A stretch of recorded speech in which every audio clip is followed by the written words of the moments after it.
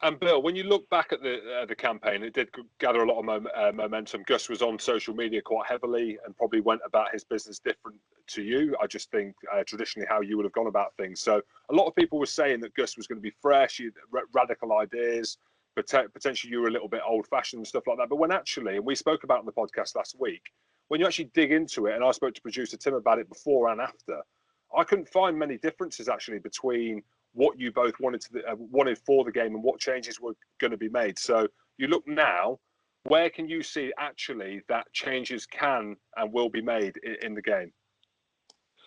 Look, Vice-captain, I think that we've got a situation whereby out of this issue, and my lad said I've got to say rugby pod.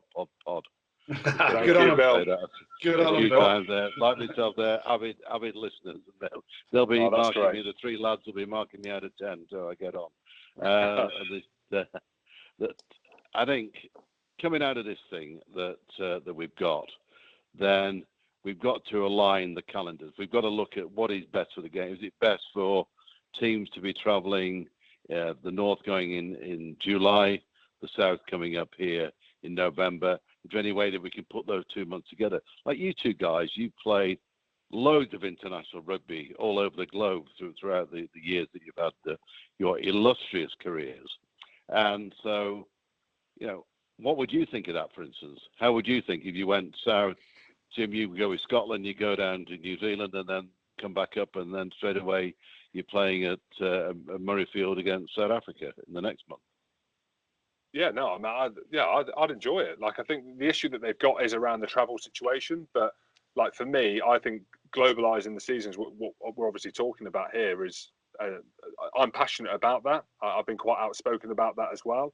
I think it's more. I think when you hear the players and you hear what the teams speak about, the travel's the big issue, isn't it?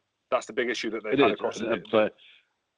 And I think that was the one error that probably one of the errors that we made with the Nations Cup, that we probably didn't take the players with us early enough on it. I think they looked at just a horrific travel schedule. What we're doing now is making certain that the players are right at the centre of things, and certainly with the International Players Association, that they're in constant dialogue, they're in meetings, and we're chatting to the clubs, we're chatting to Europe to make certain that everybody. Nobody, not going to be a perfect solution that fits everybody here. And I think in all things in life that you probably one or two slight compromises here and there to get something underway.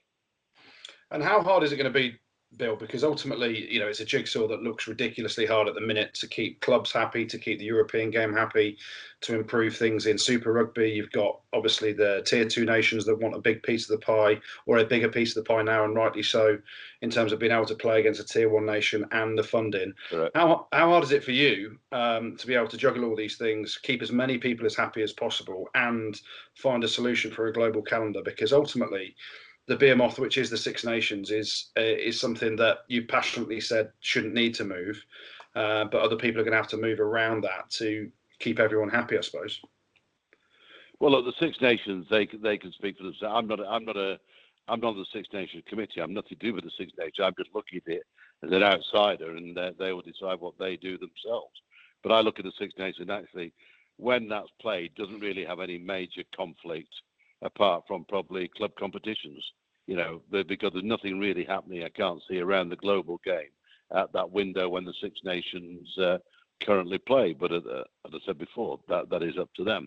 I think you've got to try and stop as many overlaps as you can between the club and international program in the North. I think that would be helpful if you could do that. I think if you could get as many free Saturdays as you can, so that one competition, plays on those Saturdays, so you're not sort of fighting for media space, etc., when you're having to play matches when the internationals are on from a club point of view. But I think looking at the global thing, you're quite right. There's domestic league, there's Europe, and then you've got the international program. Because what people tend to forget is that the majority of the countries, the international program funds the game in that country. Like the RFU playing international games at Twickenham is not to build, another hotel at Twickenham. what it is actually to put money into rugby clubs where you lads started off in Coventry, Barker's Butts, wherever it was. You know, myself have filed. It's to help fund the grassroots of the game, because that's where the game starts. That's where it all starts. That sort of international players, like we've been lucky enough to play international rugby. We weren't suddenly invented as international players. We all started off playing somewhere, didn't we? Yeah, definitely. And Bill, that brings me actually onto my next point, and one that's probably a little bit more difficult to unravel, and it's something that a lot of people are passionate about, is the Pacific Island nations, and Fiji's a big one. So you've spoken about the Six Nations, the grassroots, and the profile and stuff that we had as players. But then you look over, and it's a long way away, obviously, naturally, the Pacific Islands and Fiji is Southern Hemisphere. How difficult is it going to be to actually put things in place where they're going to get the visibility, the finances, and all these things that they've been lacking for many years, that people are desperate for them to get? Not just Fiji, but I suppose all the Pacific Island nations. How difficult is it to deal with that? Tonga, yeah. Look, I think as a group of countries, the Pacific Islands have probably given more to the world game than anybody else. I think if you look at the population that they've got, what is there in Fiji? 1 million people. Samoa, 400,000, I think. Tonga, 120,000 people. You know, and for the rugby players that these countries produce, it's unbelievable. So what we've got to do to make certain that they're in meaningful competitions, and I think that is something that, you know, we're talking about. Sort of Fiji. There is talk of them joining sort of a Six Nations competition, but that is for those countries in the south to decide. It's not. World Rugby can help facilitate it, but then if we can get a proper funded tier 2 competition, so you could have the likes of, and by the way, I'd like to do away with the terms tier 1, tier 2 by the time I've finished in 4 years' time.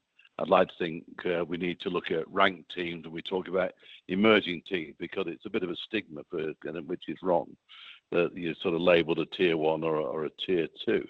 That, like, we're putting together a competition that, you know, all countries can play in, and that's what we're hoping to do with the variation of the Nations Cup, that there could be, you know, indeed promotion, relegation into that sort of into those two windows.